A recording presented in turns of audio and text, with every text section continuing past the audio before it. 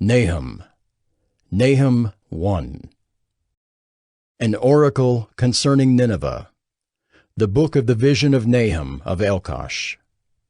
The Lord is a jealous and avenging God. The Lord is avenging and wrathful. The Lord takes vengeance on his adversaries and keeps wrath for his enemies.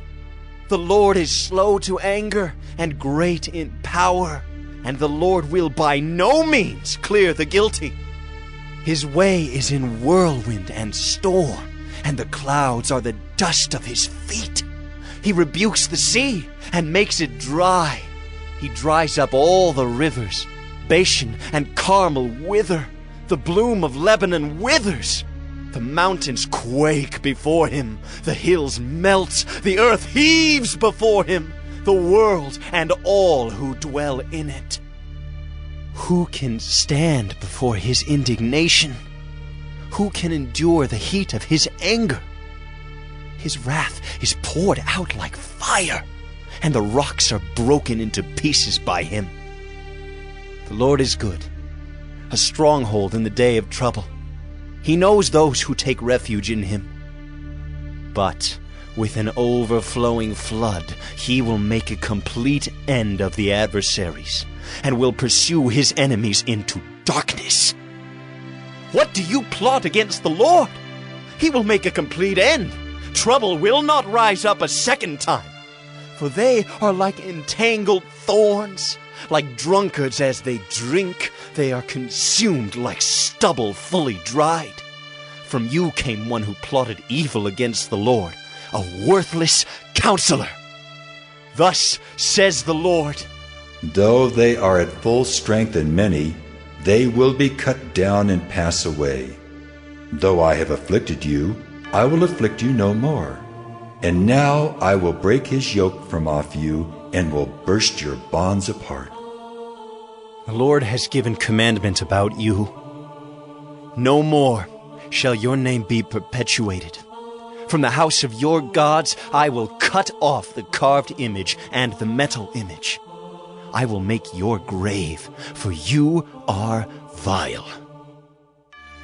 Behold, upon the mountains, the feet of him who brings good news, who publishes peace.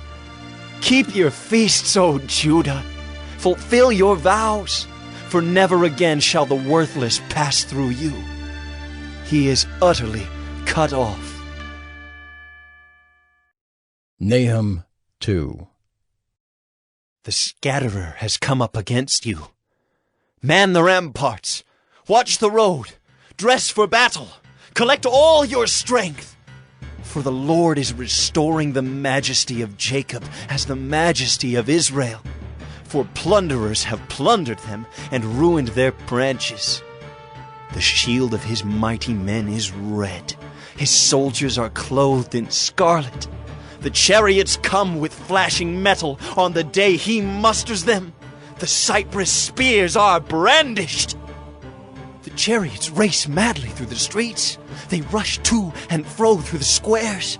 They gleam like torches. They dart like lightning. He remembers his officers. They stumble as they go. They hasten to the wall. The siege tower is set up. The river gates are opened. The palace melts away. Its mistress is stripped. She is carried off. Her slave girls lamenting, moaning like doves and beating their breasts. Nineveh is like a pool whose waters run away. Halt! Halt! They cry, but none turns back. Plunder the silver, plunder the gold. There is no end of the treasure or of the wealth of all precious things. Desolate, desolation and ruin. Hearts melt and knees tremble. Anguish is in all loins. All faces grow pale. Where is the lion's den? The feeding place of the young lions, where the lion and lioness went, where his cubs were, with none to disturb. The lion tore enough for his cubs and strangled prey for his lionesses. He filled his caves with prey and his dens with torn flesh. Behold, I am against you, declares the Lord of hosts, and I will burn your chariots in smoke, and the sword shall devour your young lions. I will cut off your prey from the earth, and the voice of your messengers shall no longer be heard. Nahum 3. Woe to the bloody city, all full of lies and plunder, no end to the prey. The crack of the whip and rumble of the wheel, galloping horse and bounding chariot, horsemen charging, flashing sword and glittering spear, hosts of slain, heaps of corpses, dead bodies without end. They stumble over the bodies, and all for the countless whorings of the prostitute, graceful and of deadly charms, who betrays nations with her whorings, and peoples with her charms. Behold, I am against you, declares the Lord of hosts, and will lift up your skirts over your face, and I will make nations look at your nakedness and kingdoms at your shame. I will throw filth at you, and treat you with contempt, and make you a spectacle. And all who look at you will shrink from you, and say, Wasted is Nineveh. Who will grieve for her? Where shall I seek comforters for you? Are you better than Thebes, that sat by the Nile, with water around her, her rampart a sea, and water her wall? Cush was her strength, Egypt too, and that without limit. Put and the Libyans were her helpers. Yet she became an exile. She went into captivity. Her infants were dashed in pieces at the head of every street. For her honored men, lots were cast, and all her great men were bound in chains. You also will be drunken. You will go into hiding. You will seek a refuge from the enemy. All your fortresses are like fig trees with first-ripe figs. If shaken, they fall into the mouth of the eater.